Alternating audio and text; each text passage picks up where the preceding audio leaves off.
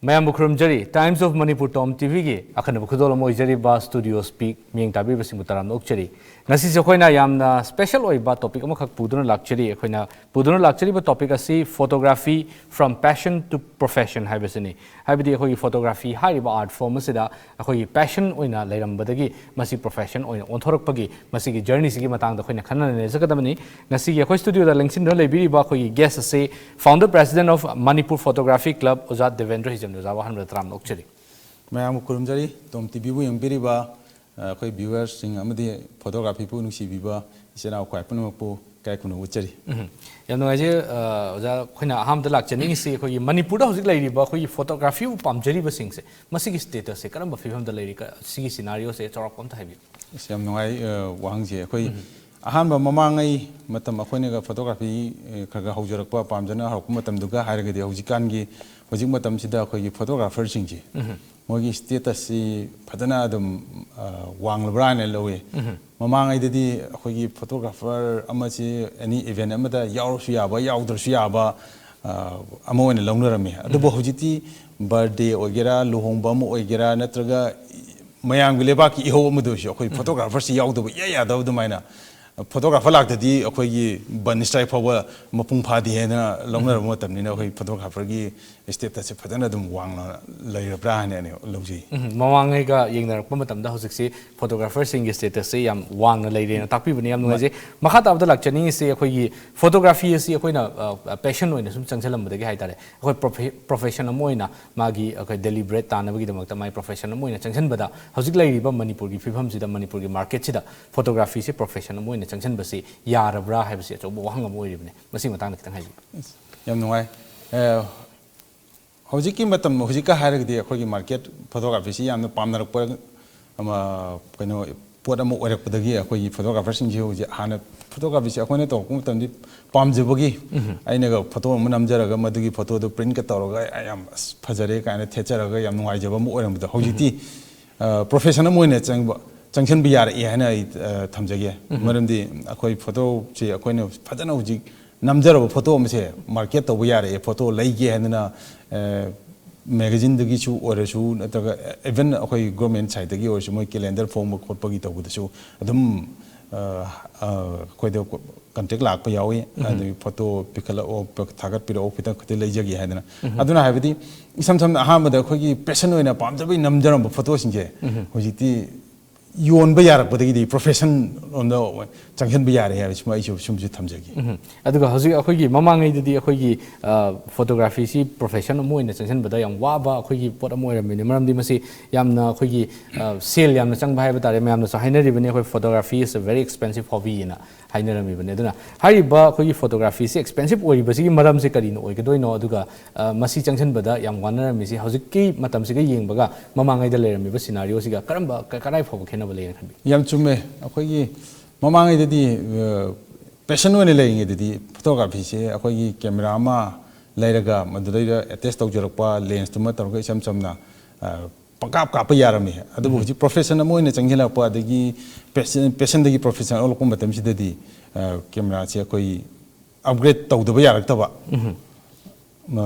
Upgrade the wish the Torisi camera, body, Amasi Samsam Hana, acquisition. Tramanga Kuntana, Tawayaram Bado, Hojiti, other Yarate, 1 lakh above people, camera, Pai the Yarataba, and the camera body to Cocktanatana, Mamang the Koyahaku, the lens, I know, now with the event, the situation, the Matungina, landscape put of Doribra, macro Bunam Doribra, Natraga, but wildlife put of Doribra. I think Matungina lens, Tongan Lak, lens among the minimum 70,000, 80,000 the Horga, Yoki Baduna. The same passionately, the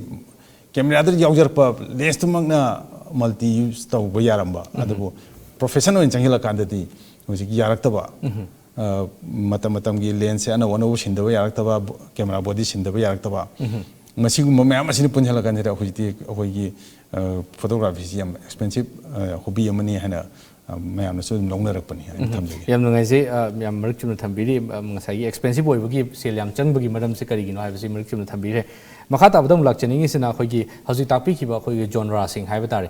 ꯐꯣꯇꯣꯒ꯭ꯔꯥꯐꯤꯒꯤ ꯂꯩꯖꯔꯤꯕ ꯑꯩꯈꯣꯏꯒꯤ landscape photography ꯑꯗꯒꯤ macro ꯅꯠꯇ꯭ꯔꯒ ꯈꯔꯗꯅ ꯃꯥꯏꯀ꯭ꯔꯣꯁꯨ ꯍꯥꯏꯅꯕ ꯑꯗꯨꯒ ꯑꯩꯈꯣꯏꯒꯤ portrait photography fashion photography ꯇꯣꯉꯥꯟ ꯇꯣꯉꯥꯟꯕ ꯃꯌꯥꯝ ꯑꯃ ꯂꯩꯔꯤ ꯃꯁꯤꯒꯤ ꯁ꯭ꯀꯣꯞꯁꯤꯡꯁꯤꯗꯤ ꯀꯔꯝꯕ ꯃꯤꯠꯌꯦꯡꯗ ꯌꯦꯡꯕꯤ ꯃꯁꯤ ꯍꯥꯏꯔꯤꯕ ꯃꯥꯒꯤ ꯖꯅꯔ ꯃꯇꯨꯡ ꯏꯟꯅ ꯂꯦꯟꯁꯀꯦꯞꯁꯤꯗ ꯇꯁꯦꯡꯅ ꯑꯩꯈꯣꯏ ꯄ꯭ꯔꯣꯐꯦꯁꯅꯦꯜ ꯑꯣꯏꯅ ꯆꯪꯁꯤꯟꯕꯁꯨ ꯌꯥꯔꯦ ꯍꯧꯖꯤꯛꯇꯤ ꯃꯁꯤꯒꯤ ꯐꯣꯇꯣꯒ꯭ꯔꯥꯐꯤꯁꯦ ꯐꯖꯅꯕꯨ ꯇꯧꯔꯕꯗꯤ ꯌꯥꯝ ꯅꯤꯌꯣꯝ ꯆꯨꯝꯅ ꯇꯧꯈ꯭ꯔꯗꯤ ꯃꯁꯤꯗ ꯅꯝꯃꯛꯄ ꯐꯣꯇꯣꯁꯤꯡꯁꯦ ꯂꯩꯒꯦ ꯍꯥꯏꯕ ꯃꯤꯁꯨ ꯂꯩꯔꯦ ꯑꯗꯨꯒ ꯆꯞ ꯃꯥꯟꯅꯅ ꯀꯩꯅꯣꯁꯨ ꯑꯩꯈꯣꯏꯒꯤ ꯍꯧꯖꯤꯛꯀꯤ ꯋꯥꯏꯜ ꯂꯥꯏꯐ ꯍꯥꯏꯔꯦ ꯑꯩꯈꯣꯏꯒꯤ ꯕꯥꯔꯠ ꯐꯣꯇꯣꯒ꯭ꯔꯥꯐꯤ ꯑꯗꯒꯤ ꯋꯥꯏꯜ ꯂꯥꯏꯐꯀꯤ ꯃꯈꯜꯒꯤ ꯐꯣꯇꯣꯁꯤꯡꯁꯤꯁꯨ ꯁꯤꯁꯨ ꯑꯗꯨꯝ ꯃꯥꯒꯤ ꯃꯦꯒꯥꯖꯤꯟ ꯍꯧꯖꯤꯛꯇꯤ ꯃꯜꯇꯤꯃꯦꯗꯤꯌꯥ ꯑꯗꯒꯤ ꯑꯩꯈꯣꯏꯒꯤ ꯀꯩꯅꯣꯁꯤ ꯆꯥꯎꯈꯠꯂꯛꯄ ꯃꯇꯨꯡ ꯏꯟꯅ ꯐꯣꯇꯣꯁꯤꯡꯁꯦ ꯂꯩꯒꯦ ꯑꯗꯒꯤ ꯅꯝꯕꯤꯔꯛꯎ ꯁꯤ ꯅꯝꯕꯤꯔꯛꯎ ꯇꯁꯦꯡꯅ ꯑꯩꯈꯣꯏꯒꯤ ꯄ꯭ꯔꯣꯖꯦꯛ ꯑꯣꯏꯅꯁꯨ ꯄꯤꯔꯛꯄ ꯌꯥꯎꯏ ꯁꯤꯒꯤ ꯀꯩꯅꯣꯁꯤꯝꯇ ꯀꯣꯚꯔ ꯇꯧꯕꯤꯔꯛꯎ ꯁꯤꯒꯤ ꯇꯧꯕꯤꯔꯛꯎ ꯍꯥꯏꯗꯅꯀꯣ ꯏꯁꯝ ꯁꯝꯅ ꯑꯩꯈꯣꯏꯒꯤ ꯃꯅꯤꯄꯨꯔꯒꯤ ꯁꯉꯥꯏꯃꯛꯇ ꯍꯥꯏꯁꯦ ꯁꯉꯥꯏꯒꯤ ꯐꯣꯇꯣ ꯐꯖꯕ ꯈꯤꯇꯪ ꯅꯝꯕꯤꯔꯛꯑꯣ ꯑꯩꯈꯣꯏ ꯈꯤꯇ ꯂꯩꯖꯒꯦ ꯍꯥꯏꯅ ꯍꯥꯏꯔꯛꯄꯒ ꯑꯩꯈꯣꯏꯗ ꯄ꯭ꯔꯣꯖꯦꯛ ꯑꯣꯏꯅ ꯁꯤꯟꯅꯔꯛꯄꯁꯨ ꯌꯥꯎꯔꯤꯅꯦꯕ ꯑꯗꯨꯅ ꯑꯩꯈꯣꯏꯒꯤ ꯃꯥꯒꯤ ꯖꯅꯔꯒꯤ ꯃꯇꯨꯡ ꯏꯟꯅ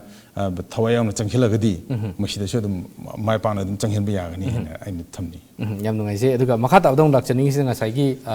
ꯃꯥꯏ ꯄꯥꯛꯅ ꯆꯪꯁꯤꯟꯅꯕꯒꯤ ꯂꯝꯕꯤ ꯑꯃ ꯑꯣꯏꯕꯁꯤꯗ ꯑꯩꯈꯣꯏꯒꯤ ꯃꯥꯔꯀꯦꯠꯁꯤꯗꯤ ꯂꯩꯔꯦ ꯑꯩꯈꯣꯏ ꯐꯣꯇꯣ ꯂꯩꯕꯤꯅꯕ ꯃꯤꯁꯦ ꯂꯩꯔꯦ ꯐꯣꯇो ꯀꯥꯞꯄꯤꯅꯕ ꯃꯤꯁꯨ ꯂꯩꯔꯦ ꯑꯗꯨꯒ ꯃꯁꯤꯒꯤ ꯀꯣꯟꯇꯦꯛ ꯑꯦꯁꯇꯥꯕ꯭ꯂꯤꯁ ꯇꯧꯕꯒꯤ ꯇꯉꯥꯏꯐꯗꯕ ꯑꯃ ꯂꯩꯕꯅꯤꯅ ꯑꯩꯈꯣꯏꯒꯤ ꯉꯁꯥꯏꯒꯤ ꯐꯣꯇꯣꯒ꯭ꯔꯥꯐꯔꯁꯤꯡꯒ ꯂꯩꯒꯗꯧꯔꯤꯕ ꯃꯤꯁꯤꯡꯁꯤꯒ ꯀꯣꯟꯇꯦꯛ ꯑꯦꯁꯇꯥꯕ꯭ꯂꯤꯁ ꯇꯧꯕꯁꯦ ꯀꯔꯝꯕ ꯃꯑꯣꯡꯗ ꯀꯔꯝꯕ ꯌꯥꯝ ꯂꯥꯏꯅ ꯇꯧꯕ ꯌꯥꯕ ꯃꯑꯣꯡꯁꯤꯡ ꯌꯥꯝ ꯆꯨꯝꯕ ꯌꯥꯝ ꯐꯖꯕ ꯀꯩꯅꯣ ꯑꯃꯅꯤ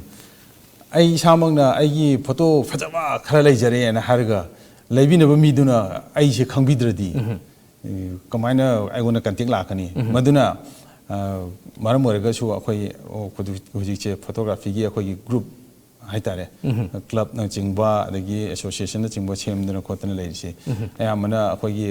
ꯀꯔꯤꯒꯨꯝꯕ ꯑꯩꯈꯣꯏꯒꯤ ꯒꯣꯚꯔꯟꯃꯦꯟꯇ ꯔꯦꯖꯤꯁꯇꯔ ꯇꯧꯔꯒ ꯊꯝꯕ ꯀ꯭ꯂꯕ ꯑꯣꯏꯔꯕ ꯑꯦꯁꯣꯁꯤꯌꯦꯁꯟ ꯑꯣꯏꯔꯒꯗꯤ ꯒꯣꯔꯃꯦꯟꯅꯁꯨ ꯃꯣꯏꯅ ꯈꯪꯕꯤꯔꯕꯅꯤꯅ ꯑꯦꯅꯤ ꯃꯣꯏꯅ ꯑꯄꯥꯝꯕ ꯐꯣꯇꯣ ꯅꯠꯇ꯭ꯔꯒ ꯄ꯭ꯔꯣꯖꯦꯛ ꯑꯃ ꯅꯠꯇ꯭ꯔꯒ ꯄ꯭ꯔꯣꯒ꯭ꯔꯥꯝ ꯑꯃ ꯐꯪꯁꯟ ꯑꯃ ꯂꯥꯛꯄ ꯀꯥꯟꯗꯁꯨ ꯑꯗꯨꯝ ꯀꯩꯅꯣꯁꯤ ꯂꯥꯛꯏ ꯑꯩꯈꯣꯏꯒꯤ ꯀ꯭ꯂꯕꯁꯤꯡꯁꯤꯗ ꯏꯁꯝ ꯁꯝꯅ ꯑꯩ ꯏꯁꯥꯃꯛꯅ ꯄ꯭ꯔꯁꯤꯗꯦꯟ ꯑꯣꯏꯖꯔꯤꯕ ꯑꯩꯈꯣꯏ ꯃꯅꯤꯄꯨꯔ ꯐꯣꯇꯣꯒ꯭ꯔꯥꯐꯤ ꯀ꯭ꯂꯕ ꯁꯤꯗꯁꯨ ꯑꯩꯈꯣꯏꯒꯤ ꯒꯣꯚꯔꯟꯃꯦꯟꯠꯀꯤ ꯑꯣꯏꯕ ꯁꯉꯥꯏ ꯐꯦꯁꯇꯤꯚꯦꯜꯒꯨꯝꯕ ꯑꯗꯒꯤ ꯃꯅꯤꯄꯨꯔ ꯄꯣꯂꯣ ꯀꯣꯝꯄꯤꯇꯤꯁꯟꯒꯨꯝꯕ ꯂꯩ ꯑꯗꯒꯤ exhibition sometimes ꯑꯩꯈꯣꯏ tourism department ꯐꯥꯎꯕ ꯑꯩꯈꯣꯏꯗ ꯑꯩꯈꯣꯏꯒꯤ competition ꯐꯥꯎꯕ ꯁꯤꯟꯕꯤꯌꯨ ꯀꯥꯏꯗꯅ ꯁꯨꯃꯥꯏꯅ contact ꯂꯥꯛꯏ ꯑꯗꯨꯅ ꯑꯩꯅ ꯍꯧꯖꯤꯛ question ꯂꯣꯝꯗ ꯂꯥꯛꯆꯔꯒ ꯐꯣꯇꯣ ꯂꯩꯖꯔꯕ ꯑꯗꯨꯒ contact ꯐꯪꯕ ꯉꯝꯗꯕꯁꯦ ꯑꯩꯈꯣꯏ ꯁꯤꯒꯨꯝꯕ club ꯑꯃꯗ member ꯑꯣꯏꯕꯤꯔꯒꯗꯤ ꯑꯗꯨꯝ ꯁꯤꯒꯤ ꯈꯨꯗꯣꯡꯆꯥꯕ contact ꯁꯦ ꯑꯗꯨꯝ ꯑꯩꯈꯣꯏꯒꯤ क्लब की थ्रू द लापदो अदम अखोई फोटोग्राफर सिंह क्लब की अखोई मेंबर सिंह अखोई खुदोंचाबद अदम पिजे हाय थम सही क्लब की खुथांग से अखोई लेंगांग नसु खंगबिरबनिना रजिस्टर तौरबनिना मसी खुथांगदा पिथरकबा अखोई कांटेक्ट सिंह नत्रगसु अखोई फोटोग्राफी क्लब सिदि यावब मेंबर सिंह फोटोग्राफी द लोइना ngawjab ngaktanina मसी की तोंगान तोंगान बा हिरम सिंह सिदगी लाकपा सिंह सिदगी कांटेक्ट से याम लाइना एस्टैब्लिश तौब ngambena तापिबनि याम नुंगाइजे अदुगा हजिक अमुक लाक्चनिंग सिना अखोई फोटोग्राफी उ पामजरिब सिंहना मतम अमदि सेल क्या चंगना अखोई नमजरिब फोटोग्राफ सिंह से मसी हजिक मयामना लैगे खोटके ना हायरपगी योनबगी लैबे योनबगी मतेक मा ताकपिख्रे अदु मसी सिजिनफम से मसी करम बारंबा अखोई मीडिया सिंह दा करम अखोई केनो सिंह दा मफम सिंह दा सिजिनबगी हासे मताल कितन थाबि मेन ओइना अखोई दा अखोई टूरिज्म डिपार्टमेंट अदगी अखोई DIPR ना चिंगबा अदगी इवन प्राइवेट फार्म सिंह जो अखोई दा कांटेक्ट तौरप यावे फोटो से मोइना पांबा चाही की ओइबा मोगी कैलेंडर फोंगनबगी नत्रगा एडवर्टाइजमेंट की फोटो खिता नंबियु अदगी फोटो खिता पिबियु हाइबना चिंगबा मरोइना मेन ओइना मोइ अखोई मीडिया सिनरी सी अखोइना चाही की ओइबा डिपार्टमेंट की ओइबा कैलेंडर फोंग मतम टूरिज्म डिपार्टमेंट की कैलेंडर फोंग ओगी मतम अदगी अखोई DIPR की फोंगबा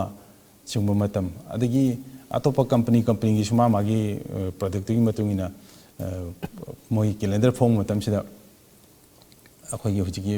अखोइदा मार्केट से अखोइदा पाम मोइना फोटो लेरगदी मोइदा अखोइना यंगहलगा मोइना पामदो खंजरगा नत्रगा मोइना सिगी नंबियु हाइदना अखोइदा कांटेक्ट तौरगा अखोइना नमगा मोइदा पिरगा अदुगी मोइना अदुगी ममल हाइतारे अवामन मोइना पिरक खरद अदुमाइ तौर अखोइना नमजब फोटो हाना लेजरगना मोइना पाम लेरगदी अदु मार्केट तौबमा नत्रगा मोइना अखोइदा प्रोजेक्ट ओइना पिरगा अखोइना कवर तौरगा फोटो जे अखोइना नमगा ꯃꯣꯏꯗ ꯄꯤꯕ ꯑꯃ ꯑꯗꯨꯃꯥꯏꯅ ꯇꯧꯔꯒ ꯑꯩꯈꯣꯏ ꯃꯥꯔꯀꯦꯠ ꯇꯧꯅꯕꯒꯤ ꯀꯩꯅꯣꯁꯤ ꯁꯨꯃꯥꯏꯅ ꯆꯠꯅꯩ ꯑꯗꯣ ꯍꯧꯖꯤꯛ ꯂꯩꯔꯤꯕ ꯁꯤꯅꯥꯔꯤꯑꯣꯁꯤꯗ ꯑꯩꯈꯣꯏꯒꯤ ꯐꯣꯇꯣꯒ꯭ꯔꯥꯐꯔꯁꯤꯡꯁꯤꯅ ꯊꯥꯗꯔꯤꯕ ꯑꯩꯈꯣꯏ ꯏꯀ꯭ꯋꯤꯞꯃꯦꯟ ꯑꯗꯨꯒ ꯑꯦꯐꯔꯠꯁꯤꯡꯁꯤꯒ ꯌꯦꯡꯅꯕ ꯃꯇꯝꯗ ꯍꯥꯏꯖꯕ ꯇꯥꯔꯦ ꯑꯩꯈꯣꯏꯒꯤ ꯗꯤꯄꯥꯔꯠꯃꯦꯟꯁꯤꯡꯗꯒꯤ ꯇꯣꯉꯥꯟ ꯇꯣꯉꯥꯟꯕ ꯂꯩꯉꯥꯛꯀꯤ ꯗꯤꯄꯥꯔꯠꯃꯦꯟꯁꯤꯡ ꯑꯗꯒꯤ ꯑꯩꯈꯣꯏꯒꯤ ꯂꯩꯔꯤꯕ ꯑꯩꯈꯣꯏꯒꯤ ꯁꯦꯂꯔ ꯑꯩꯈꯣꯏꯒꯤ ꯕꯥꯏꯌꯔꯁꯤꯡꯁꯤꯅ ꯍꯥꯏꯇꯥꯔꯦ ꯄꯤꯔꯤꯕ ꯑꯩꯈꯣꯏ ꯐꯣꯇꯣꯒ꯭ꯔꯥꯐꯔꯁꯤꯡꯁꯤꯗ ꯄꯤꯔꯛꯏꯕ ꯃꯃꯜꯁꯦ ꯑꯩꯈꯣꯏ ꯆꯥꯔꯦꯅ ꯃꯃꯜꯁꯤ ꯃꯇꯤꯛ ꯆꯥꯔꯦꯅ ꯂꯧꯕꯤꯕ꯭ꯔꯥ ꯅꯠꯇ꯭ꯔꯒ ꯃꯁꯤ ꯋꯥꯠꯂꯤ ꯍꯥꯏꯅ ꯂꯧꯕꯤꯕ꯭ꯔꯥ ꯃꯁꯤꯒꯤ ꯁꯤꯅꯥꯔꯤꯑꯣꯁꯦ ꯀꯃꯥꯏꯅ ꯌꯦꯡꯉꯤ ꯑꯗꯨꯒꯤ ꯋꯥꯍꯪꯁꯤꯅꯤ ꯌꯥꯝ ꯆꯥꯛꯏꯁꯦ ꯃꯔꯝꯗꯤ ꯑꯩꯈꯣꯏ ꯐꯣꯇꯣꯒ꯭ꯔꯥꯐꯔ ꯑꯃꯅ ꯉꯁꯥꯏ ꯃꯃꯥꯡꯗꯁꯨ ꯑꯩꯅ ꯍꯥꯏꯖꯈꯤꯕꯗꯨꯅꯤ ꯃꯥꯒꯤ ꯁꯤꯆꯨꯋꯦꯁꯟꯗꯨꯒꯤ ꯃꯇꯨꯡ ꯏꯟꯅ ꯑꯩꯈꯣꯏ ꯀꯦꯃꯦꯔꯥ ꯕꯣꯗꯤ ꯑꯗꯒꯤ ꯃꯥꯒꯤ ꯃꯃꯥꯡꯗ ꯍꯥꯞꯄꯛꯏꯕ ꯂꯦꯟꯁ ꯑꯗꯒꯤ ꯐ꯭ꯂꯥꯁ ꯂꯥꯏꯠ ꯇꯣꯉꯥꯟ ꯇꯣꯉꯥꯟꯅ ꯃꯌꯥꯝ ꯏꯀ꯭ꯋꯤꯞꯃꯦꯟ ꯃꯌꯥꯝ ꯑꯃ ꯑꯗꯒꯤ ꯄꯩꯁꯥ ꯆꯪꯅ ꯇꯧꯔꯒ ꯑꯩꯈꯣꯏꯅ ꯅꯝꯖꯔꯨꯕ ꯑꯗꯒꯤ ꯌꯥꯝꯅ ꯔꯤꯛꯁ ꯂꯩꯕ ꯃꯐꯝꯗ ꯆꯠꯂꯒ ꯆꯤꯡꯗ ꯃꯥꯟꯗ ꯋꯥꯇꯔꯐꯣꯜ ꯑꯗꯒꯤ ꯌꯥꯝ ꯑꯋꯥꯕ ꯈꯨꯗꯣꯡꯆꯥꯗꯕ ꯑꯍꯤꯡ ꯂꯦꯛꯇꯅ ꯅꯝꯖꯔꯨꯕ ꯐꯣꯇꯣ ꯃꯌꯥꯝꯁꯦ ꯑꯎꯕ ꯑꯃꯅꯗꯤ ꯌꯥꯝ ꯂꯥꯏꯅ ꯍꯦꯛꯇ ꯐꯪꯕ ꯑꯗꯨꯃꯥꯏꯅ ꯈꯟꯕꯤꯔꯒ ꯐꯣꯇꯣꯁꯤ ꯌꯦꯡꯉꯒ ꯅꯪꯒꯤ ꯐꯣꯇꯣꯁꯦ ꯄꯩꯁꯥ ꯁꯤ ꯄꯤꯔꯒꯦ ꯁꯤ ꯂꯩꯔꯒꯦꯅ ꯍꯥꯏꯕ ꯑꯗꯨ ꯑꯩꯈꯣꯏꯁꯨ ꯌꯣꯟꯐꯝꯗꯤ ꯂꯩꯇꯕꯅꯤꯅ ꯃꯥꯔꯀꯦꯠꯇꯨ ꯌꯥꯝ ꯆꯥꯎꯕꯁꯨ ꯅꯠꯇꯕꯅꯤꯅ ꯂꯥꯛꯏꯕ ꯈꯔꯗꯨꯗ ꯈꯔ ꯃꯃꯜꯗꯣ ꯇꯥꯊꯣꯛ ꯇꯥꯁꯤꯟ ꯏꯟꯊꯣꯛ ꯏꯟꯁꯤꯟ ꯈꯔ ꯇꯧꯅꯔꯒ ꯍꯦꯛꯇ ꯌꯣꯟꯊꯣꯛꯈꯤꯕ ꯑꯗꯨꯕꯨ ꯃꯗꯨꯃꯛꯅ ꯑꯩꯈꯣꯏꯅ ꯍꯣꯠꯅꯖꯔꯨꯔꯤꯕ ꯑꯩꯈꯣꯏꯅ ꯆꯤꯡꯗ ꯃꯥꯟꯗ ꯆꯠꯇꯅ ꯑꯗꯒꯤ ꯔꯤꯛꯁ ꯂꯧꯗꯅ ꯇꯧꯖꯔꯨꯔꯤꯕ ꯅꯝꯖꯔꯨꯔꯤꯕ ꯐꯣꯇꯣꯗꯨꯒ ꯑꯗꯒꯤ ꯄꯨꯊꯣꯛꯏꯕ ꯑꯩꯈꯣꯏꯅ ꯏꯀ꯭ꯋꯤꯞꯃꯦꯟ ꯑꯗꯒꯤ ꯆꯪꯂꯤꯕ ꯁꯦꯜ ꯃꯌꯥꯝꯗꯨ ꯌꯦꯡꯅꯔꯨꯔꯒꯗꯤ ꯉꯁꯥꯏꯒꯤ ꯐꯣꯇꯣꯒ꯭ꯔꯥꯐꯔꯁꯤꯡꯅ ꯄꯨꯊꯣꯛꯆꯔꯤꯕ ꯑꯦꯐꯔꯠꯇꯨꯒ ꯑꯗꯒꯤ ꯂꯩꯕꯤꯔꯤꯕ ꯃꯤꯗꯨꯅ ꯄꯤꯕꯤꯔꯛꯏꯕ ꯁꯦꯟꯐꯝꯗꯨꯒ ꯍꯥꯏꯗꯤ ꯌꯥꯝꯅ ꯄꯨꯛꯅꯤꯡ ꯅꯨꯡꯁꯤꯗ ꯑꯗꯨꯒꯤ ꯈꯜꯂꯨꯔꯗꯤ ꯎꯄꯥꯏ ꯂꯩꯇꯕꯒꯤ ꯌꯣꯜꯂꯕ ꯍꯥꯏꯕꯗꯨꯅꯤ ꯑꯁꯦꯡꯕꯒꯤꯗꯤ ꯑꯗꯨꯅ ꯑꯩꯈꯣꯏꯒꯤ ꯐꯣꯇꯣꯕꯨ ꯂꯩꯕꯤꯔꯤꯕ ꯑꯗꯒꯤ ꯄꯥꯝꯕꯤꯔꯤꯕ ꯃꯥꯒꯤ ꯀꯝꯄꯅꯤꯒꯤ ꯈꯪꯗꯦ ꯒꯣꯔꯃꯦꯟ ꯗꯤꯄꯥꯔꯠꯃꯦꯟꯠꯀꯤꯅꯤ ꯈꯪꯗꯦ ꯀꯔꯤ ꯈꯪꯗꯦ ꯁꯤꯅ ꯑꯩꯈꯣꯏꯒꯤ ꯐꯣꯇꯣꯒ꯭ꯔꯥꯐꯔ ꯑꯩꯈꯣꯏ ꯃꯌꯥꯝꯕꯨ ꯅꯨꯡꯁꯤꯕꯤꯗꯨꯅ ꯐꯣꯇꯣ ꯂꯩꯕꯤꯕ ꯃꯇꯝꯗ ꯃꯃꯜꯁꯦ ꯈꯤꯇꯪ ꯍꯥꯞꯄꯤꯔꯒꯗꯤ ꯑꯩꯈꯣꯏꯕꯨ ꯄꯨꯛꯅꯤꯡ ꯊꯧꯒꯠꯄꯤꯌꯨ ꯍꯥꯏꯕꯁꯦ ꯑꯩ ꯑꯄꯤꯜꯁꯤꯃꯁꯨ ꯍꯥꯞꯆꯤꯟꯖꯍꯧꯒꯦ ꯌꯥꯝ ꯅꯨꯡꯉꯥꯏꯖꯩ ꯌꯥꯝꯅ ꯑꯩꯈꯣꯏꯒꯤ ꯀꯩꯅꯣ ꯇꯧꯕ ꯑꯩꯈꯣꯏ ꯏꯝꯄꯣꯔꯇꯦꯟ ꯑꯣꯏꯕ ꯌꯥꯎꯗꯕ ꯌꯥꯗꯕ ꯑꯩꯈꯣꯏꯒꯤ ꯀꯩꯅꯣ ꯑꯃꯈꯛꯅꯤ ꯃꯁꯤ ꯐꯣꯇꯣꯒ꯭ꯔꯥꯐꯔꯁꯤꯡꯁꯤꯕꯨ ꯍꯦꯟꯅ ꯆꯥꯎꯈꯠꯍꯟꯒꯦ ꯍꯦꯟꯅ ꯃꯄꯨꯡ ꯐꯥꯍꯟꯒꯦ ꯍꯥꯏꯔꯒꯗꯤ ꯃꯈꯣꯏꯁꯤ ꯑꯩꯈꯣꯏꯒꯤ ꯑꯦꯐꯔꯠꯁꯤꯡꯁꯤꯕꯨ ꯈꯪꯕꯤꯕ ꯂꯣꯏꯅꯅ ꯃꯇꯤꯛ ꯆꯥꯕ ꯃꯃꯜ ꯄꯤꯕꯤꯕꯒꯤ ꯇꯉꯥꯏꯐꯗꯕꯁꯤ ꯆꯥꯎꯅ ꯂꯩ ꯑꯗꯨꯒ ꯉꯁꯥꯏꯒꯤ ꯑꯩꯈꯣꯏꯅ ꯂꯥꯛꯆꯈ꯭ꯔꯤꯁꯤꯅ ꯑꯩꯈꯣꯏꯒꯤ ꯐꯣꯇꯣꯁꯤ ꯃꯃꯜ ꯄꯤꯔꯒ ꯂꯩꯕꯒꯤ ꯃꯇꯥꯡꯗ ꯂꯥꯛꯆꯈ꯭ꯔꯦ ꯍꯧꯖꯤꯛ ꯑꯃꯨꯛ ꯂꯥꯛꯆꯅꯤꯡꯉꯤꯁꯤꯅ ꯐꯣꯇꯣꯁꯤ ꯃꯃꯜ ꯁꯨꯄꯤ ꯄꯤꯗꯅ ꯑꯩꯈꯣꯏꯒꯤ ꯐꯣꯇꯣꯒ꯭ꯔꯥꯐꯔꯒꯤ ꯑꯌꯥꯕꯁꯨ ꯌꯥꯎꯗꯅ ꯇꯣꯉꯥꯟ ꯇꯣꯉꯥꯟꯕ ꯑꯔꯥꯟꯕ ꯃꯑꯣꯡꯗ ꯁꯤꯖꯤꯟꯅꯕ ꯃꯌꯥꯝ ꯑꯃꯁꯨ ꯑꯩꯈꯣꯏꯅ ꯊꯦꯡꯅꯔꯤ ꯍꯧꯖꯤक सोशल मीडिया और दुकान की ओरो पोस्टर थेलक फोटोग्राफर की कंसेंट यादना सिजनब मैम थे कई कई है अपील तौजगे अखोई फोटोबू फोटोग्राफर मसा यादना ताकतना मागी सोशल मीडिया फोटोग्राफर शेयर तौरपदू लोना डाउनलोड तौरगा मागी तोंगानब मौंग मा मसागी ममिंग थाजलगा सिजनबनी खंगदे नत्रगा मागी दुकान नत्रगा मागी कनोमदा कंपनी अमदा हेक्ट सिजनबसिमा मसिमा यारगदी अखोगी तौबिगनु मरमदे अखोई फोटोग्राफर सिंग मा मथक्तसु हाइजगिबदुनी याम वाना होनजरगा सेल चंगना होनजरगा रिक्स क्या लौरगा फोटो सिंगे अमुक्तंग फजब खरा फंगदी हादनी याम वाना होनजबनी अदुना फोटोग्राफर की अवाम दो कईमता खंगबिदबिदा सोशल मीडिया थागलाबनी आई डाउनलोड तौरगा हेक्ट सिजनरगे हेक्ट सिजननिंग मौंग सिजनब यारनी हाना खनबिबगी वाखलदुमा थादोकपिरगा सिजननिंग लेरगसु अखोई फोटोग्राफर मसादा साइ सिन सिजगे ओजा सिमतंग तौजगे यागदरा खतरा हाना कांटेक्ट तौनरगा सिजनबियु अदु नतना लोना चिंगदरगा तौबदुमदी मदुमदी तौबिगनु हाना मयामदसु आई अपील तौजगे याम नुंगाइजे याम मरिक चुमना थंबिरी अखोगी तोंगान तोंगान फोटोग्राफर सिंगसिना फोटो सिमो पुथोनब होनबदा फोटो दु खक्तना तबा फोटो दुगी बिहाइंड द सीन द लेरिबा अखोगी एफर्ट सिंगदुसु खंबियु लोइनना मसागी कंसेंट यावदना अयाबा यावदना फोटो सिंगसि सिजिनबसि तौबिगनु मसि आइनसु यादे लोइनना अखोगी फोटोग्राफर की अखोगी कइनो दुबसु एफर्ट दुबसु हातपने हना लौजरगा मसि तौबिगनु हाइबसि ngasi gi thoram sigi khutangda अखोगी माइकै दिगिसु अपील तौजरी लोइनना अखोई तानाजनिंगबा अखोई खनाजनिंगबा वफम यामदि लेजरी दो ब्रेक मसाम खदंग लौजगे ब्रेक की मतुंगदा मखा ताबो वारी बताइसे अमु मखा साथाजगे मैम ब्रेक मचा अमतंग लौजगे ब्रेक तक याम थुना हंजरके मियंग तादुन लेबियो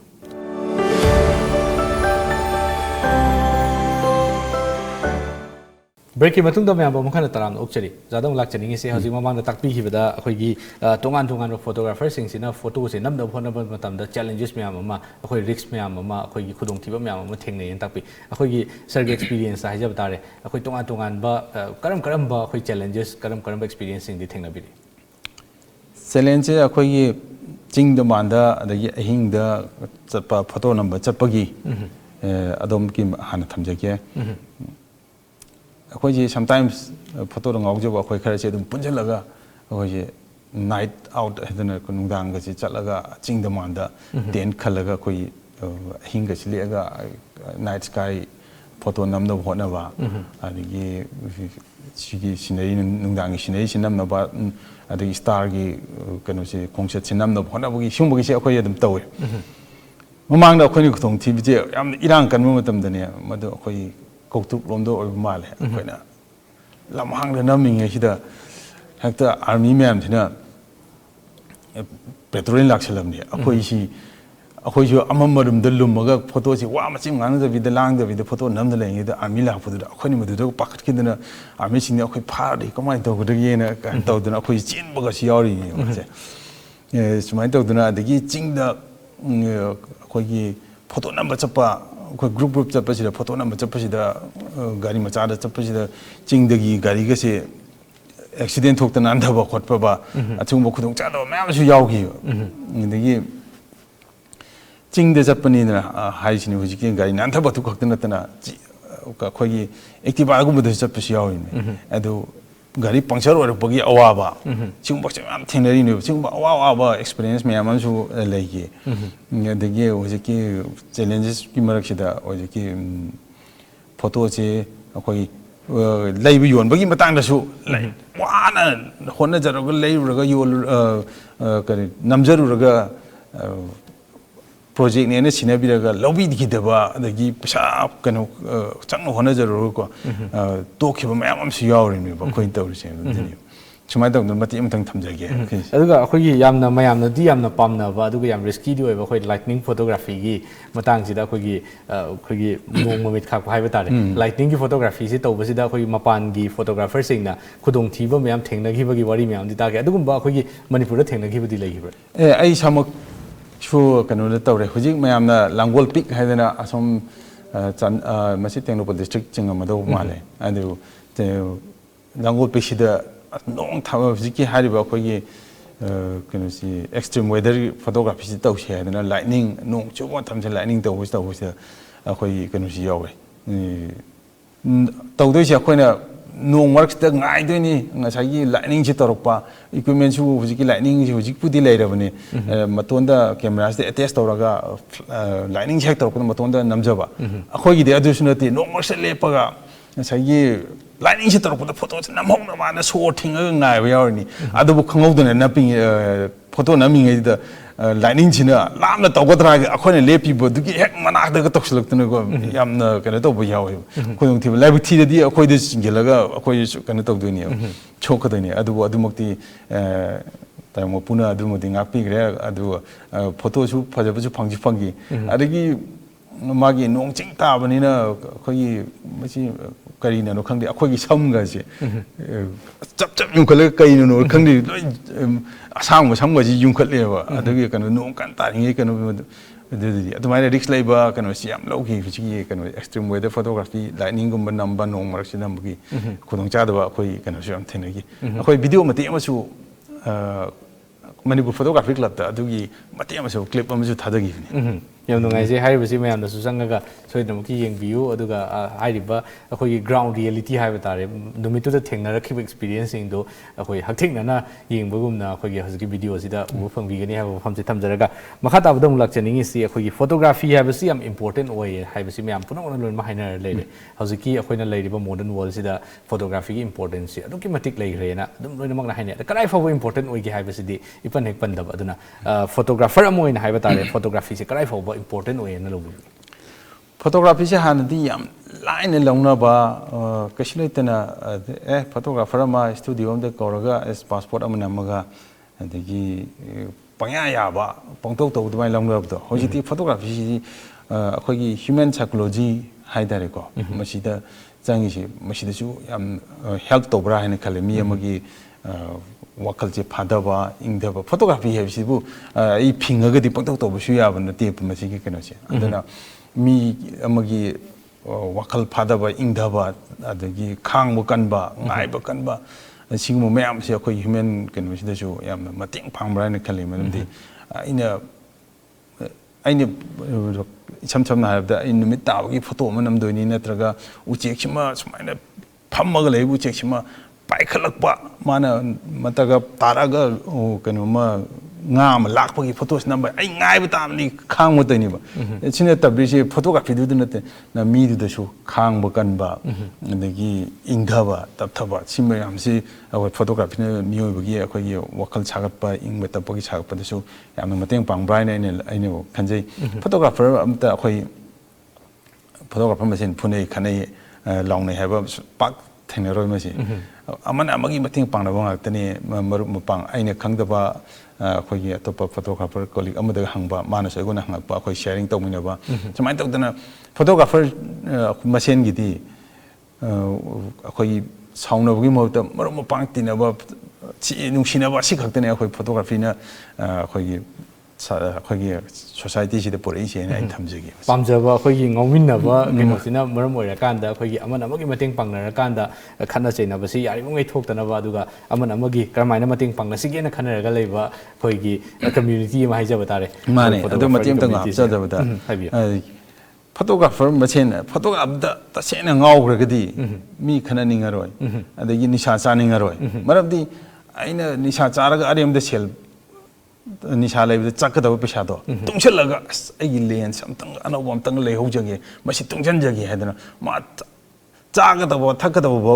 ꯅꯤꯁꯥ ꯆꯥꯒꯗꯕ ꯁꯦꯜꯗꯣ ꯑꯩꯈꯣꯏꯒꯤ ꯀꯦꯃꯦꯔꯥꯒꯤ ꯃꯥꯒꯤ ꯂꯦꯟꯁ ꯑꯃ ꯑꯞꯒ꯭ꯔꯦꯗ ꯇꯧꯍꯧꯅꯕ ꯑꯗꯨꯝ ꯋꯥꯈꯜꯗ ꯁꯥꯒꯠꯈꯤꯗꯅ ꯅꯤꯁꯥ ꯆꯥꯅꯤꯡꯉꯔꯣꯏ ꯑꯗꯨꯅ ꯑꯐꯕ ꯃꯥꯏꯀꯩꯔꯣꯝꯗ ꯂꯥꯛꯀꯅꯤ ꯍꯥꯏꯕꯁꯤꯃ ꯁꯨꯝ ꯊꯝꯖꯒꯦ ꯌꯥꯝ ꯐꯖꯕ ꯄꯣꯏꯟ ꯑꯃꯈꯛꯅꯤ ꯍꯧꯖꯤꯛ ꯑꯀꯣꯟꯕꯗ ꯍꯥꯞꯆꯤꯟꯕꯤꯔꯛꯏꯁꯤ ꯌꯥꯝꯅ ꯑꯩꯈꯣꯏꯒꯤ ꯏꯝꯄꯣꯔꯇꯦꯟ ꯑꯣꯏꯕ ꯍꯥꯏꯇꯥꯔꯦ ꯑꯩꯈꯣꯏꯒꯤ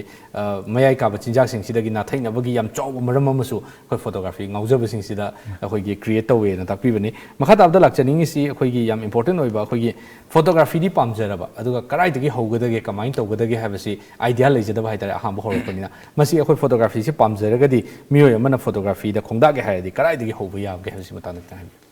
ꯍꯣꯏ ꯏꯁꯝ ꯁꯝꯅ ꯑꯩꯒꯤ ꯄꯦꯁꯟ ꯅꯠꯇ꯭ꯔꯒ ꯄꯥꯝꯖꯕ ꯈꯛꯀꯤ ꯑꯣꯏꯅꯗꯤ ꯀꯦꯃꯦꯔꯥ ꯑꯃ ꯃꯁꯥꯒꯤ ꯂꯦꯟꯁ ꯑꯦꯇꯦꯁ ꯇꯧꯖꯔꯛꯄ ꯑꯣꯇꯣꯃꯦꯇꯤꯛ ꯀꯦꯃꯦꯔꯥ ꯑꯃ ꯇꯧꯔꯒ ꯄꯪꯅꯝ ꯅꯝꯕ ꯌꯥꯔꯦ ꯅꯠꯇ꯭ꯔꯒ ꯍꯧꯖꯤꯛꯇꯤ ꯃꯣꯕꯥꯏꯜꯁꯨ ꯑꯐꯕ ꯀꯦꯃꯦꯔꯥ ꯌꯥꯎꯕ ꯃꯣꯕꯥꯏꯜ ꯃꯌꯥꯝ ꯊꯣꯔꯛꯑꯕꯅꯤꯅ ꯃꯣꯕꯥꯏꯜꯅ ꯄꯪꯅꯝ ꯅꯝꯕ ꯌꯥꯔꯦ ꯑꯗꯨꯕꯨ ꯄꯦꯁꯟꯁꯤꯗꯒꯤ ꯈꯔ ꯍꯦꯟꯅ ꯑꯦꯗꯚꯥꯟꯁ ꯑꯣꯏꯅ ꯆꯪꯁꯤꯟꯒꯦ ꯍꯥꯏꯕ ꯇꯥꯔꯕꯗꯤ ꯑꯩꯈꯣꯏ DSLR ꯂꯦꯟꯁ ꯁꯤꯟꯗꯣꯛ ꯁꯤꯟꯖꯤꯟ ꯌꯥꯕ DSLRꯒꯤ ꯗꯔꯀꯥꯔ ꯑꯃ ꯂꯩꯔꯛꯑꯦ ꯑꯗꯣ ꯂꯩꯔꯒ ꯁꯤꯁꯨ ꯑꯣꯖꯥ नाꯏꯗ꯭ꯔꯗꯤ ꯄꯥꯗ꯭ꯔꯗꯤ ꯀꯩꯝꯇ ꯀꯥꯟꯅꯔꯣꯏ ꯇꯀꯥꯡ ꯍꯇꯥꯡ ꯑꯣꯏꯔꯒ ꯇꯣꯛꯀꯅꯤ ꯈꯨꯠꯂꯥꯏ ꯑꯣꯏꯅ ꯑꯗꯨꯅ ꯃꯁꯤ ꯈꯔ ꯍꯦꯟꯅ ꯆꯪꯁꯤꯟꯒꯦ ꯍꯥꯏ ꯇꯥꯔꯗꯤ ꯑꯩ ꯑꯍꯥꯟꯕꯗ ꯑꯩꯈꯣꯏꯒꯤ ꯍꯧꯖꯤꯛꯇꯤ ꯐꯦꯁꯕꯨꯛ ꯁꯣꯁꯦꯜ ꯃꯤꯗꯤꯌꯥ ꯃꯌꯥꯝ ꯑꯃꯁꯨ ꯂꯩꯔꯦ ꯃꯁꯤ ꯐꯣꯇꯣꯒ꯭ꯔꯥꯐꯤꯒꯤ ꯒ꯭ꯔꯨꯞꯁꯤꯗꯩꯁꯤꯗ ꯍꯥꯟꯅ ꯑꯝꯇꯪ ꯌꯥꯎꯁꯟꯕꯤꯔꯒ ꯃꯁꯤꯁꯤꯗ ꯏꯁꯥꯅ ꯄꯥꯝꯖꯕ ꯐꯣꯇꯣ ꯁ꯭ꯇꯥꯏꯜ ꯅꯝꯕꯒꯤ ꯁ꯭ꯇꯥꯏꯜꯗꯣ ꯃꯤ ꯃꯌꯥꯝ ꯑꯃ ꯂꯩꯔꯝꯒꯅꯤ ꯐꯣꯇꯣꯗꯨ ꯌꯦꯡꯉꯒ ꯃꯗꯩꯗ ꯑꯗꯨꯝ ꯄꯥꯔꯁꯅꯦꯜꯂꯤ ꯑꯦꯄ꯭ꯔꯣꯆ ꯇꯧꯕ ꯌꯥꯏ ꯃꯔꯝꯗꯤ ꯑꯩꯈꯣꯏꯒꯤꯗꯤ ꯐꯣꯇꯣꯒ꯭ꯔꯥꯐꯔꯁꯤꯗꯤ ꯑꯃꯅ ꯑꯃꯒꯤ ꯃꯇꯦꯡ ꯄꯥꯡꯅꯕ ꯉꯥꯛꯇꯅꯤ ꯑꯗꯨꯅ ꯑꯩ ꯑꯃꯅ ꯄꯥꯝꯖꯕꯗꯣ ꯃꯤ ꯑꯃꯗꯨꯗ ꯄꯔꯁꯅꯦꯜ ꯃꯦꯁꯦꯖꯅꯤ ꯈꯪꯗꯦ ꯅꯠꯇ꯭ꯔꯒ ꯃꯥꯒꯤ ꯀꯃꯦꯟ ꯀꯂꯝꯗꯨꯗ ꯀꯩꯅꯣꯝꯇꯪ ꯏꯕꯗ ꯃꯤꯗꯨꯅꯁꯨ ꯑꯩꯕꯨ ꯍꯔꯥꯎ ꯍꯔꯥꯎ ꯇꯧꯔꯛꯀꯅꯤ ꯑꯗꯨꯅ ꯆꯪꯁꯤꯜꯂꯒꯦ ꯇꯁꯦꯡꯅ ꯑꯩ ꯄꯥꯝꯖꯅ ꯍꯣꯠꯅꯔꯒꯦ ꯍꯥꯏꯔꯒꯗꯤ ꯑꯩꯉꯣꯟꯗꯒꯤ ꯈꯤꯇꯪ ꯍꯦꯟꯅ ꯈꯪꯉꯦ ꯍꯥꯏꯅ ꯈꯟꯖꯕ ꯃꯤꯗꯨꯗ ꯑꯩ ꯑꯦꯄ꯭ꯔꯣꯆ ꯇꯧꯔꯒ ꯃꯉꯣꯟꯗꯒꯤ ꯍꯪꯕ ꯇꯜꯂꯣꯏꯗꯕꯅꯤ ꯑꯗꯒꯤ ꯑꯩꯅ ꯈꯪꯕꯗꯨꯅ ꯁꯤꯅꯤ ꯈꯪꯗꯕꯅ ꯁꯤꯅꯤ ꯃꯉꯣꯟꯗꯒꯤ ꯅꯣꯂꯦꯖ ꯂꯧꯅꯕ ꯍꯣꯠꯅꯕꯗ ꯌꯥꯝꯅ ꯃꯔꯨ ꯑꯣꯏ ꯑꯗꯨꯅ ꯍꯪꯕ ꯇꯟꯒꯅꯨ ꯑꯗꯒꯤ ꯇꯥꯟꯅꯕ ꯇꯟꯒꯅꯨ ꯑꯩ ꯍꯣꯠꯅꯕ ꯂꯦꯞꯀꯅꯨ ꯍꯥꯏꯕꯁꯤꯃ ꯊꯝꯖꯒꯦ ꯌꯥꯝꯅ ꯐꯖꯕ ꯋꯥꯐꯝꯁꯤꯡꯅꯤ ꯊꯝꯕꯤꯔꯤꯁꯤ ꯑꯗꯨꯒ ꯃꯈꯥ ꯇꯥꯕꯗ ꯑꯃꯨꯛ ꯂꯥꯛꯆꯅꯤꯡꯉꯤꯁꯤꯅ ꯍꯧꯖꯤꯛꯁꯤ ꯑꯩꯈꯣꯏ ꯂꯨꯍꯣꯡꯕꯒꯤ ꯁꯤꯖꯟ ꯋꯦꯗꯤꯡ ꯁꯤꯖꯟꯁꯨ ꯑꯣꯏꯕꯅꯤꯅ ꯑꯩꯈꯣꯏ ꯌꯥꯝ ꯏꯝꯄꯣꯔꯇꯦꯟ ꯑꯣꯏꯕ ꯑꯩꯈꯣꯏꯒꯤ ꯐꯣꯇꯣꯒ꯭ꯔꯥꯐꯤꯒꯤ ꯖꯣꯟꯔꯥ ꯑꯃ ꯑꯣꯏꯔꯤꯁꯤ ꯑꯩꯈꯣꯏꯒꯤ ꯋꯦꯗꯤꯡ ꯐꯣꯇꯣꯒ꯭ꯔꯥꯐꯤꯁꯤꯅꯦ ꯍꯧꯖꯤꯛ ꯃꯃꯥꯡꯗ ꯂꯩꯔꯝꯃꯤꯕ ꯑꯩꯈꯣꯏ ꯋꯦꯗꯤꯡ ꯐꯣꯇꯣꯒ꯭ꯔꯥꯐꯤꯒꯤ ꯁꯤꯅꯥꯔꯤꯑꯣꯁꯤꯒ ꯑꯩꯈꯣꯏ ꯍꯧꯖꯤꯛ ꯂꯩꯔꯤꯁꯤ ꯌꯥꯝ ꯗ꯭ꯔꯥꯁꯇꯤꯛ ꯆꯦꯟꯖ ꯑꯃꯅ ꯂꯥꯛꯏꯁꯤ ꯌꯥꯝ ꯆꯥꯎꯕ ꯑꯩꯈꯣꯏꯒꯤ ꯋꯥꯔꯜ ꯀ꯭ꯂꯥꯁꯇ ꯑꯣꯏꯅ ꯂꯥꯛꯑꯕ ꯑꯩꯈꯣꯏ ꯃꯅꯤꯄꯨꯔꯒꯤ ꯋꯦꯗꯤꯡ ꯐꯣꯇꯣꯒ꯭ꯔꯥꯐꯤꯒꯤ ꯐꯤꯕꯝ ꯑꯃ ꯂꯥꯛꯑꯦ ꯃꯁꯤꯒꯤ ꯃꯇꯥꯡꯗꯗꯤ ꯀꯔꯤ ꯀꯔꯤ ꯋꯥꯐꯝꯁꯤꯡꯗꯤ ꯊꯝꯕꯤꯒꯦ ꯃꯥꯅꯦ ꯍꯧꯖꯤꯛꯀꯤ ꯈ꯭ꯋꯥꯏꯗꯒꯤ ꯑꯩꯈꯣꯏꯒꯤ ꯄꯦꯁꯟꯗꯒꯤ ꯑꯩꯈꯣꯏꯒꯤ ꯍꯧꯖꯤꯛ ꯄ꯭ꯔꯣꯐꯦꯁꯟ ꯑꯣꯜꯂꯛꯄ ꯃꯇꯝꯁꯤꯗ ꯃꯌꯥꯝꯅ ꯌꯥꯝ ꯀꯟꯅ ꯑꯍꯥꯟꯕꯗ ꯆꯪꯁꯤꯟꯅꯔꯤꯁꯤ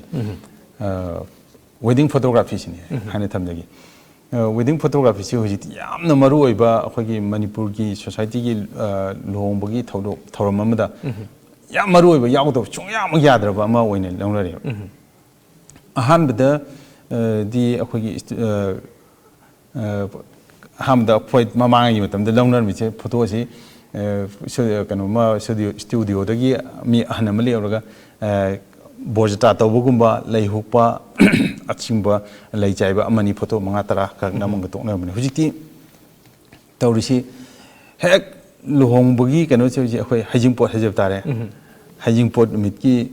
morning chidagi amana amani hijing pot la pagi amana amani adigi marak chida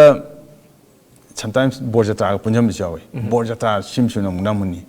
adigi numidang da borbaton hai tare sorry borbaton hai da ko adiga numidang sina mu nupi gi cake kakpa hai dana amamu program amamu silim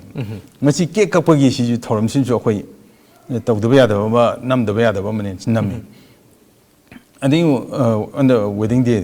luhongbu sida su luhongbu gi ayu sida nupa mayum gi cheng haiba adi amu nupi mayum gi cheng haiba adi matungda nupi gi lei lengba adagi mu nungdinda amu nupa mayum dagi borja ta tarpa namba adagi nupi mayum da lakpa nupi chumai tawdana Singbo mayam se amda chithaba yada photography wedding photography gi part amaneba sigi sometimes sing manung sida mu kanu si yawra imneba luhongbu lorba matung ningon chakoba magi mangani chakoba lorba matung haida post wedding haida photo ko sam yawra aduna habdi photography da akhoi wedding photography yam maru iba part ama lawre haina ai thamjagi haibasi akhoi wedding photography se haju mayam na uriba miyeng se haba tare hojikti wedding photography se sale yam na lawre akhoi gi magi mamal si am chawre habase masigi justification che kamai pibigan hojik se mayam na di mamanga gi wakhalon mesi pasa luhongbu da bu policing yang kai humpu la ama photography ta thadai ne ha ka haina base adu huji ha ina mamang na panjakri ba akai magi hijing pot numitagina luhongba numitagina chakoba loraga amu post wedding tawdana photo mayam se namna bhona da kom khoi gi photographer ahum di compulsory change machi namna bhona da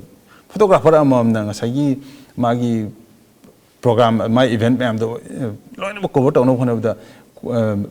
camera ama khakta na yarakte mi amam da camera am ani guma yala ani adugi lens se tongan ba ngasagi moment miss tawdana bhona da camera lens sindana ledi matam jamangani hedana camera amadi hinduktana ani du su lens tongan ba mi amam na equipments da luhongba ma ko photo na homna hona da lak ani ohumgi ko gi equipment ji pudaba yade yamdrabada aduni yamdrabada aduna mi ani ohum dana purakudari lak tar tarit ki khoi equipments pasha je thadar da yade luhongba ma ko photo na hona da aduna luhongbuduna loiraga loigadi pare adudana ting asai photo namoni photo ma samu photo lising mukta namakadani adudai mu khangalakdani photo chani chahum my moments gi kwai phajaba khangalakadani photos by photos yengakadani yadi matada album semakadani chingwa mayam si yengadi hojiki matamda khoi photo wedding photography da khoi piri paisa da yamal len haibicha ai haning de hoi minimum da 40,000 dagina upper limit later ado 40,000 gi hobush bawta ai kitang bo happy una bo hiding photography jembrandi yam wana hone jai moment ama miss to bo yabnati es ai lei hukdo namhodre as mathang da phajana magi haibi yabsnati miss to bo yadana ta yadaba moments ngatani lohong bo haisi once in a lifetime thopani na and then once in a lifetime thopa ai event to moments khudima miss to dana cover to be photographer de piri ba pasa si yamal le habse masimudei haibiranu haina thamjage yam ngai je ado makhata ba khoi loisan jara pasi dai jaba tare khoi gi khangjaning se khoi manipur da photography hena chokhat na ba kari pambai sing di pakhat pa yai na khanbi photography se khoi manipur da kitang hena chokhatlan gi haibdi khoi gi leibiri association chingchina hanlaman ching haitare khoi da gi su hena chena or ba mayam chuledi mayam sina ko tang chingchina raga chahi gi oiba program competition ni khangde exhibition ni khangde adagi mayam workshop ni khangde tawraga khoi haurai ba angang mayam adagi nauna photography pu pamna changjale ba mayam sibo amtang from time to time guide to biraga moi bu chakada lambi sine sida somda genre makal lariba singje sida sulaimni nang pam somai ta guide to biraga in biraga di adagi mo khoi haugalaiba angang singsina su kha thawai amna torgati madu manipur da photography gi ꯑꯩꯈꯣꯏꯒꯤ ꯀꯩꯅꯣꯁꯤ ꯌꯥꯝ ꯆꯥꯎꯈꯠꯂꯛꯀꯅꯤ ꯍꯥꯏꯕꯁꯦ ꯑꯩ ꯊꯥꯖꯖꯕꯅꯤ ꯍꯥꯏꯅ ꯊꯝꯖꯒꯦ ꯉꯁꯥꯏꯒꯤ ꯃꯌꯥꯝ ꯄꯨꯟꯁꯤꯟꯈꯤꯕꯁꯤꯅ ꯌꯥꯝ ꯆꯥꯎꯕ ꯄ꯭ꯂꯦꯠꯐꯣꯝ ꯑꯃ ꯄꯤꯔꯀꯥꯟꯗ ꯑꯩꯈꯣꯏꯒꯤ ꯍꯧꯒꯠꯂꯛꯏꯕ ꯅꯍꯥꯁꯤꯡꯁꯤꯒꯤ ꯀꯔꯝꯕ ꯂꯝꯕꯤꯗ ꯆꯠꯀꯗꯒꯦ ꯍꯥꯏꯕꯒꯤ ꯑꯩꯈꯣꯏꯒꯤ ꯂꯝꯖꯤꯡꯕꯤꯕ ꯑꯃ ꯒꯥꯏꯗ ꯑꯃ ꯆꯪꯉꯦꯅ ꯇꯥꯛꯄꯤꯕꯅꯤ ꯌꯥꯝ ꯅꯨꯡꯉꯥꯏꯖꯩ ꯑꯣꯖꯥꯅ ꯆꯤꯜꯂꯕ ꯃꯇꯝ ꯀꯌꯥ ꯀꯥꯏꯊꯣꯛꯄꯤꯗꯨꯅ ꯑꯩꯈꯣꯏ ꯁ꯭ꯇꯨꯗꯤꯑꯣ ꯂꯦꯡꯕꯤꯔꯛꯄ ꯂꯩꯅ ꯉꯁꯤꯒꯤ ꯊꯧꯔꯝꯁꯤꯕꯨ ꯃꯄꯨꯡ ꯐꯥꯍꯟꯕꯤꯕꯒꯤꯗꯃꯛꯇ ꯑꯣꯖꯥꯕꯨ ꯑꯃꯨꯛꯀ ꯁꯥꯟꯅ ꯊꯥꯒꯠꯆꯔꯤ ꯇꯣꯝ ꯇꯤꯚꯤꯕꯨ ꯑꯃꯨꯛ ꯍꯟꯅꯁꯨ ꯊꯥꯒꯠꯆꯔꯤ ꯃꯁꯤꯅꯤ ꯉꯁꯤꯒꯤ ꯑꯩꯈꯣꯏꯒꯤ ꯁ꯭ꯇꯨꯗꯤꯑꯣ ꯁ꯭ꯄꯤꯛꯀꯤ ꯊꯧꯔꯝ ꯑꯁꯤ ꯀꯝꯗꯧꯕꯤꯕꯒꯦ ꯁꯣꯏꯗꯅꯃꯛꯀꯤ ꯇꯥꯛꯄꯤꯔꯛꯎ ꯉꯁꯤꯒꯤꯗꯃꯛꯇꯗꯤ ꯌꯦꯡꯕꯤꯔꯤꯕ ꯈ꯭ꯋꯥꯏ ꯈꯤꯕꯤꯛꯇꯒꯤ ꯀꯥꯏꯅꯅꯕ ꯌꯥꯊꯪ ꯅꯤꯖꯔꯤ ꯄꯤꯅꯕꯤꯔꯁꯤ